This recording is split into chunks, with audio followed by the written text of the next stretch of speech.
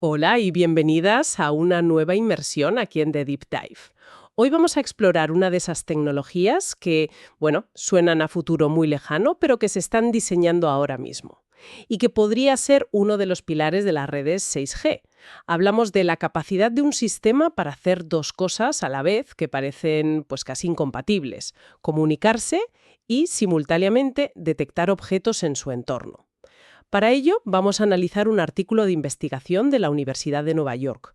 El título es Un análisis a nivel de sistema para la detección y comunicación integradas, o ISAC por sus siglas en inglés. Nuestra misión de hoy es ir más allá del titular y entender la física y los desafíos de ingeniería que hay. Porque, a ver, ¿qué pasaría si la misma antena que le da cobertura a un coche autónomo Ajá. pudiera a la vez funcionar como un radar para detectar peatones u otros coches? Y no con dos sistemas separados. Exacto, no dos cacharros pegados, sino un único sistema. La idea es, cuanto menos, fascinante. Fascinante. Y como bien señala el artículo desde el principio, endiabladamente compleja.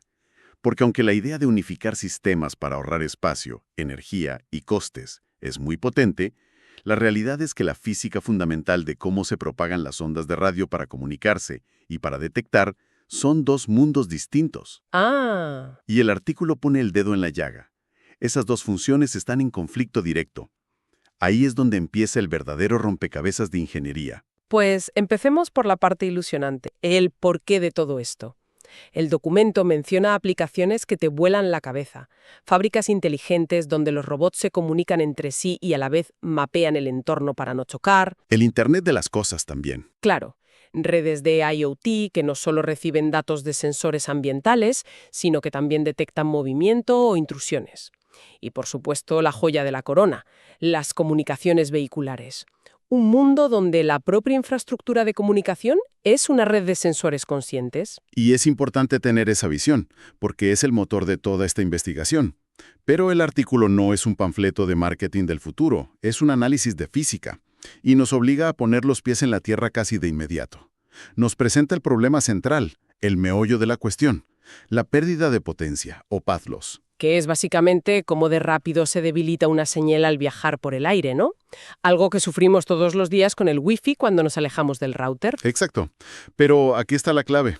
Una señal de comunicación del router a tu portátil o de una antena a un móvil tiene un viaje de ida.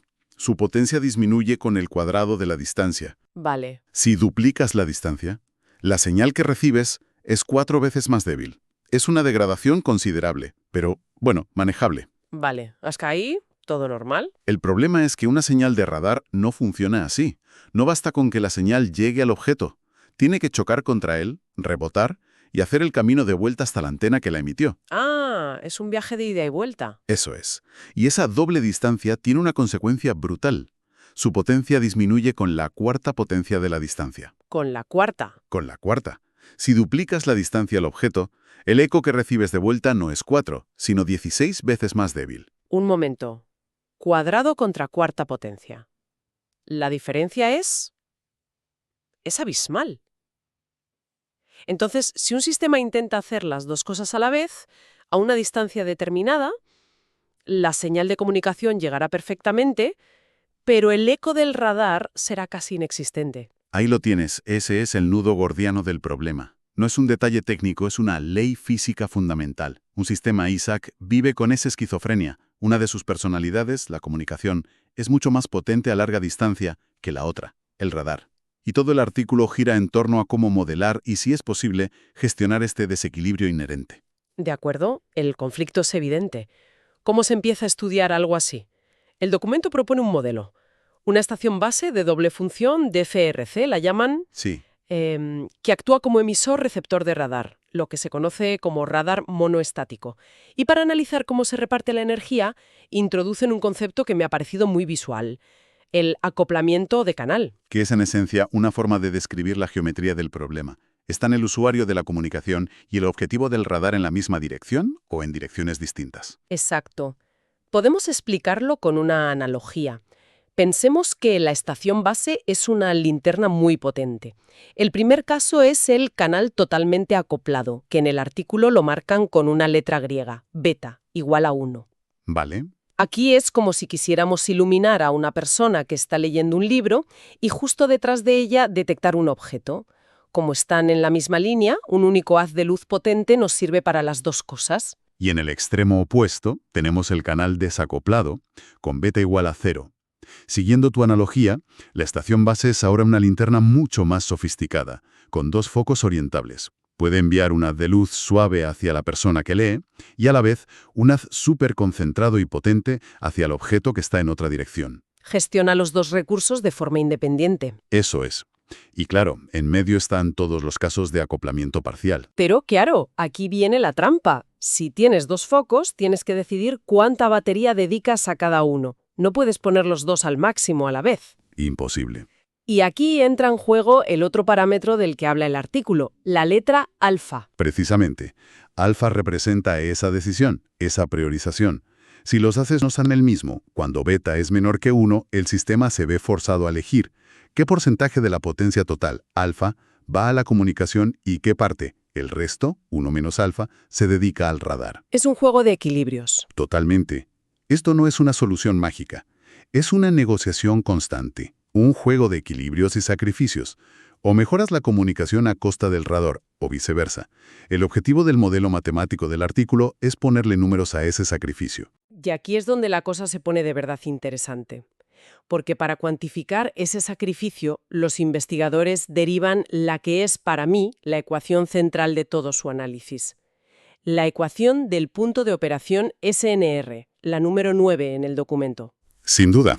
Esta fórmula es el corazón de todo, porque por primera vez relaciona matemáticamente la calidad de la señal de comunicación con la calidad de la señal de radar. Es la pieza clave, sí. Y merece la pena que la desmontemos, porque revela dinámicas que son de todo menos obvias. Lo primero que salta a la vista al mirar la ecuación es que la relación entre la SNR de comunicación y la SNR de radar tiene una pendiente de 2. Espera, ¿qué significa exactamente una pendiente de 2 en este contexto? Significa que la relación no es lineal, es cuadrática. Para que nos entendamos, si mejoras las condiciones del sistema de tal forma que la calidad de la señal de comunicación aumenta en 10 decibelios, en TDB, Ajá. la calidad de la señal de radar no aumenta 10 decibelios, aumenta el doble, 20 decibelios. Es hipersensible. Para. Eso es. Una locura. O sea, el radar es extremadamente sensible a cualquier cambio. Muchísimo. Una pequeña mejora en la comunicación le da un impulso gigantesco, pero supongo que también funciona al revés. Por supuesto. Si la comunicación flaquea un poco, la detección de radar se desploma. Es un sistema que vive en el filo de la navaja. Has dado en el clavo. Y es una consecuencia matemática directa de lo que hablábamos al principio, de la diferencia entre la pérdida de potencia al cuadrado y a la cuarta. Como la señal de radar se degrada mucho más rápido por naturaleza, cualquier cambio en las condiciones de base tiene un efecto magnificado sobre ella. La ecuación simplemente pone en blanco y negro esa cruda realidad física. Vale, entiendo. La relación es potente, pero inestable. ¿Qué más nos dice la ecuación? ¿Qué palancas puede tocar un ingeniero para intentar equilibrar la balanza? Aquí es donde el análisis se vuelve muy práctico. La ecuación te muestra qué variables del sistema benefician más a una función o a la otra. Por ejemplo, si quieres favorecer relativamente al radar, hay dos cosas que puedes hacer. Aumentar la frecuencia de operación, F, y el ancho de banda, B. Un momento. ¿Me estás diciendo que usar una frecuencia más alta, que normalmente asociamos con tener menos alcance? Sí, En este caso, ayuda a equilibrar el sistema. Eso parece una paradoja. lo parece, pero tiene todo el sentido físico. Frecuencias más altas implican longitudes de onda más pequeñas. Para un radar eso es oro. Le permite ver el mundo con más detalle, con más resolución. Ah, claro. Es como pasar de ver en una tele antigua a una 4K. Así que, aunque el alcance bruto disminuya, la calidad de la detección del radar mejora mucho más de lo que empeora la comunicación, y eso reequilibra el sistema. Entendido. ¿Y qué hay del otro lado? ¿Qué favorece a la comunicación? Aquí viene la parte más contraintuitiva del análisis. Resulta que aumentar la potencia de transmisión total del sistema, P, o mejorar la antena del dispositivo del usuario, GU, beneficia comparativamente mucho más a la comunicación que al radar. Pero vamos a ver, eso va en contra de toda lógica. El instinto de cualquiera sería, el radar llega débil, pues subamos la potencia de la antena principal y arreglado. Sería el instinto, sí, y sería un error. porque al subir la potencia, es cierto que ambas señales mejoran en términos absolutos, pero el desequilibrio se dispara. Ah. La comunicación, que ya partía con ventaja por su pérdida de potencia al cuadrado, se beneficia mucho más de ese chute de energía. Dejas a la función de radar aún más atrás en comparación. Es como echar agua en dos cubos que tienen agujeros de distinto tamaño. Exacto, es una gran analogía. Si uno de los cubos tiene un agujero enorme, el radar, y el otro uno pequeño, la comunicación, aunque abras más el grifo, la diferencia de nivel entre ellos no hará más que aumentar. La solución no es la fuerza bruta. Fascinante, es una sutileza crucial. ¿Y hay algún parámetro que sea neutral, que no incline la balanza? Sí, y es otro de los hallazgos clave, el statement 3 del artículo. Resulta que aumentar la ganancia de la antena de la propia estación base, GBS, mejora el rendimiento de ambas funciones por igual, pero no altera la relación entre ellas. ¿No cambia el equilibrio? ¿No? O sea que poner una antena más grande y mejor en la torre ayuda a todo, pero no resuelve el problema de fondo. Exacto, el desequilibrio entre comunicación y radar. Te dice que la solución a este problema no es una cuestión de hardware más grande, No. sino de un diseño mucho más inteligente y holístico del sistema, empezando por la elección de la frecuencia, como veíamos antes. De acuerdo, la teoría de la ecuación es potente, pero me cuesta imaginar cómo funciona esto fuera del laboratorio. Llevémoslo al mundo real. Si soy un coche autónomo, ¿a qué distancia práctica puedo detectar a un peatón mientras mi pasajero ve un vídeo en streaming? Claro, son esas distancias compatibles. Eso es. Aquí el artículo introduce una variable, delta, que es la relación entre la distancia de comunicación y la de radar.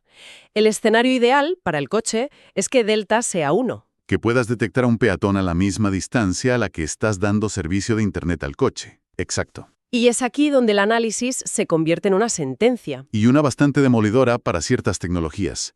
Los investigadores cogen sus ecuaciones y las aplican a las bandas de frecuencia que usamos hoy en día, las que están por debajo de los 6 GHz, o sea, la base del 4G y de la mayor parte del 5G actual. ¿Y qué ocurre en esas frecuencias? Ocurre un desastre en términos de eficiencia, un desequilibrio total. Los resultados numéricos muestran que el alcance de la comunicación es órdenes de magnitud mayor que el del radar. El valor de delta es altísimo. ¿Cuánto de alto? En un ejemplo del artículo, es de 30. Esto significa que, para que el sistema de radar logre detectar un objeto a 1.4 kilómetros, la señal de comunicación tiene un alcance útil de más de 24 kilómetros. 24 kilómetros, o sea que toda la infraestructura de 5G que se está desplegando ahora mismo es básicamente inútil para esta doble función. Para una función dual eficiente, sí. El problema no es que no se pueda hacer, es que es un derroche energético monumental. Imagina al usuario en ese coche a 1.4 kilómetros. La calidad de la señal de comunicación que recibiría sería tan absurdamente alta, tan exagerada para sus necesidades, Claro. que estarías quemando una cantidad ingente de energía para nada. El artículo lo califica de eficiencia espectral poco práctica. Es como usar un cañón para matar una mosca. Exactamente. El sistema está totalmente cojo. No tiene ningún sentido práctico. Un jarro de agua fría para las redes actuales. Entonces, ¿cuál es la solución? ¿Qué pasa si subimos de frecuencia hacia las bandas que se planean para el 6G? Aquí es donde la historia da un giro y todo empieza a encajar. Cuando repiten los cálculos para las bandas de ondas milimétricas, M-Wave y sub-terahercios, el escenario se transforma. En estas frecuencias mucho más altas, ese ratio delta se desploma y se acerca a 1. Ah. De repente, el sistema se vuelve coherente. El documento muestra que, con ondas milimétricas, para lograr una tasa de comunicación realista y eficiente, ponen el ejemplo de 8 bits por segundo y por hercio, el alcance de la comunicación y el del radar son casi idénticos.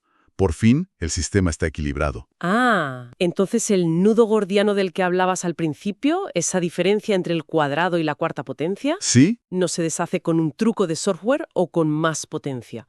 La solución era elegir el material correcto para la cuerda desde el principio, operar en altas frecuencias. Esa es la conclusión fundamental de todo el análisis. La viabilidad de ISAC no es una opción que se pueda añadir a las redes actuales. Depende intrínsecamente, por pura física, de operar en el espectro de alta frecuencia que definirá al 6G. Vale, creo que tenemos todas las piezas.